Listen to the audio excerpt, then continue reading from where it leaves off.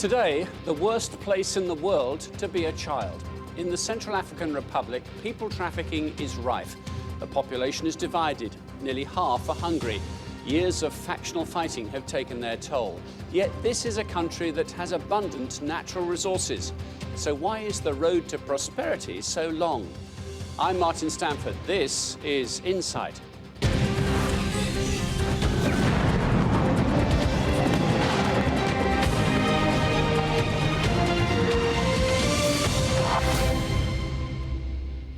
Welcome to Insight. French peacekeeping forces have formally ended a 3-year mission in the Central African Republic. They're leaving a far from peaceful country, still riven by food shortages, religious tensions between Christians and the much smaller Muslim population, and allegations of child abuse. Insight's Yasmin Kutan takes a look at the landlocked country's recent troubles. A warning, her report contains images of dead bodies. Babano, the Hirsuba, the Peedo, Adamanyamai, the Hirsema. Simmering tensions and religious divisions led to what has been described as ethnic cleansing and crimes against humanity on the streets of Bangui. Spreading throughout the Central African Republic, lootings, public lynchings and arson attacks on homes and mosques led to an exodus of communities, as divisions between the minority Muslim community and the majority Christians in the Central African Republic turned violent. An armed political coup in 2013 set the scene for what was to come. The mostly Muslim Seleka rebels ousted President Francois Bouazizi and installed their leader, Michel Djotodia. In power for 10 months, he resigned his position and an interim president was put in charge. Lootings led to reprisals, and claiming to be vigilantes, the brutal Christian militia group, the anti-balaka, were born. Vigilante groups like the anti-balaka they see themselves as being an institution of justice. They're quelling violence by executing the perpetrators, and so that's the rhetoric that they would say that in the absence of state institutions, they're doing the job of the police. How do you think the lack of institutions contributed to the crisis in the country? Both the anti-balaka and the Seleka can be put down to that sort of function. If you don't have effective policing and judicial institutions like courts and so forth, small levels of instability can increase. The French Sangaris who had arrived to restore stability are on their way out, but a 12,000-strong UN force remain. The legacy of the peacekeeping forces isn't confined to their response to the conflict, but includes allegations that peacekeepers were among those committing acts of sexual abuse towards minors and vulnerable women. They had one task, which was to defend the people of the Central African Republic and keep them safe. But unfortunately, they didn't do it. They did other things instead. The head of the UN peacekeeping mission was forced to resign over its handling of the allegations, with the new head of mission vowing to investigate every allegation and punish those found guilty. It's appalling. It's disgusting. It's simply unacceptable. It's hurting. It's shameful. We should never be here talking about such horrors. More than 150 accusations of sexual misconduct, including rape and sexual assault, have been lodged against international forces operating in the country. A recent memo suggests the UN Disciplines Unit believes some of the allegations were motivated by financial gain.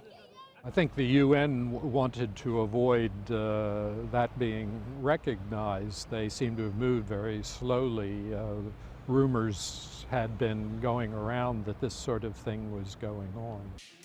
The Central African Republic has seen more stability following the election and inauguration of a new president, but armed groups still control huge swathes of territory and tensions between communities remain. The violence seen across the Central African Republic has rendered 2.3 million people, almost half of the population, in need of humanitarian assistance and protection. Although you have had a kind of quelling of the violence by the international peacekeeping intervention, and you've had democratic elections, that in itself is not enough to create a stable, governable state. The peacekeepers, like the French, for example, they will declare that things have been settled, they can withdraw, but they haven't been settled, and we just wait for another round of rebellion and violence and so forth. Recent protests in the country against the presence of UN peacekeeping forces led to peacekeepers opening fire on civilians. It follows a deadly attack on a camp for displaced people UN forces were meant to be protecting. The Central African Republic is suffering the consequences of long-running violence and a history of abuse, leaving the landlocked country in a crisis far from resolved. Yasmin Khatoon, reporting for Insight. Let's discuss this some more. I'm joined now from Yale University in the United States by Louisa Lombard. She's author of the book State of Rebellion, Violence and Intervention in the Central African Republic. And with me here in the Insight studio is Hilary Margolis, the women's rights researcher at Human Rights Watch. Thanks for being with us. Louisa Lombard, the French have decided it's time to leave Central African Republic. They think their job is done. Is it? Well, I suppose, as with other times that missions have been declared accomplished, it depends a bit on how you define that their job is done. France's objective throughout has been to see the Central African Republic through presidential elections and then step back and hand things over definitively to the UN mission that's in the country. That's been planned for quite some time. The presidential elections happened early in this year. So they've been planning to pull out and now are doing it. Unfortunately, it's happening at the same time as we've seen a really dramatic increase in violence in the country. So the timing seems at the very, to put it mildly, quite unfortunate. Is it any one reason why the violence is flaring now, or is this just a continuation of an established struggle between religions, between the hungry and those who are more well-fed, the prosperous and the dispossessed? So there are a number of reasons why the violence is rising right now. I wouldn't put too much emphasis on some of these identity reasons, saying that it's because of religion or because of those kinds of things that are causing people to fight. I think what we're seeing is a lot of pent-up frustration among Central Africans for a number of reasons.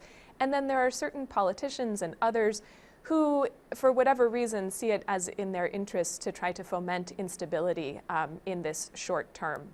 So there's a lot of really short-term thinking going on, which is really tragic because, of course, what Central African Republic really needs is to be able to come up with a long-term vision for how to get themselves out of this morass that they've fallen into. So, brand new president, he got there eventually, didn't it? It's taken a while. He took office in March, President Fodera. He was a unifier. He could build bridges between the various communities. It sounds like his job is doomed already. Well, it was a very difficult job, let's remember. I certainly don't want to be president of the Central African Republic. He was seen as perhaps being a bit closer, he is himself a Christian, he was seen as being a bit closer to that side of the country, and then hasn't done a whole lot to really include Muslims in the government and make them feel like they are included and full citizens just like anyone else. It's a delicate balancing act, but I think that he probably could have done more on the side of welcoming and reconciliation. Hilary Margolis is with us in the studio. You were in Central African Republic earlier this year. Why do you think this country is still fighting, despite an election, despite a new president? Well, I think, as Louisa said, I mean, this Touadéra came into a very challenging situation. There was a real security vacuum where the judicial system is not functioning. Much of the infrastructure has been destroyed over the last few years of conflict, including health centers, schools, and so forth. And people are extremely frustrated, and frankly, a lot of the population is quite disenfranchised. So you're looking at a country that, most recently has ranked 187th out of 188 countries in terms of human development, extreme poverty and real disenfranchisement. And I think there has not been enough done to make sure that there's been disarmament, reintegration of fighters into society, and really looking at the root causes of the conflict, which really go back many, many years. These things other nations have had to deal with, haven't they? And in some ways, eventually they seem to get over this path of instability and into something that is a bit more collaborative. There are dollars by the million being poured into the country to help people through basic supplies, and yet the country could be so much more prosperous. That must be an abiding frustration. Yes, I think it is. Certainly, certain sectors of the population feel that they are not profiting enough from the country's resources, from what could be the richesse of the country. But in terms of aid, yes, there is money coming to the Central African Republic. There is a fairly large peacekeeping mission. But the fact is that it's actually really not receiving very much attention from international donors, from the public at large. And so the appeal for aid to Central African Republic is grossly underfunded. But that's understandable, isn't it? Here's a country that seems resisting all attempts for outside help to be put to good use. It must be a nightmare trying to raise funds for such a country where they have the potential to do one thing and they seem to resort to factional fighting. And as you said, their healthcare standards now, you've got diseases which have been eliminated from other parts of the world now reoccurring. They're going backwards. Well, I think that a lot of the sort of donor fatigue and lack of interest stems from the fact that frankly, Central African Republic is not seen as a political player. It's not seen as significant at the global level. And it's a country that very few people know about, very few people are interested in. But the truth is, there's a population of approximately 4 million people there, most of whom are suffering. And we still have an obligation to make sure that those people can realize development to the best of their ability as well. Louisa, if you tried to put the argument I suggested there, that why will you not help yourself? The outside world has come in, the UN has been there, the French have been there, but you seem, as Central Africans, resistant to that help. Why is that? Well, I would say it goes both ways. Central Africans, on the one hand, welcome all of the assistance that they have received. But they're also very frustrated with their position in the world. And it's interesting to hear some of what you're saying, because some of it could be coming from the mouths of Central Africans themselves. I mean, Central Africans will often talk about how we're going backward, we shouldn't be going, we need to be going forward. Why are we stuck in this mess that we are stuck in? And are really, really eager to try to get out of it. Most Central Africans want peace, want prosperity, but haven't quite figured out how to get there. And one factor that I've been thinking about a lot recently is this factor of short-term thinking. Thinking in terms of in a very short-term kind of a way. What can I get right now? Rather than thinking in a long-term way, how can we have long-term prosperity and stability in our country? And the problem is that everybody is engaged in this really short-term kind of thinking. So the donors who are involved in Central African Republic, it's very difficult to get funding for this country, as we've mentioned.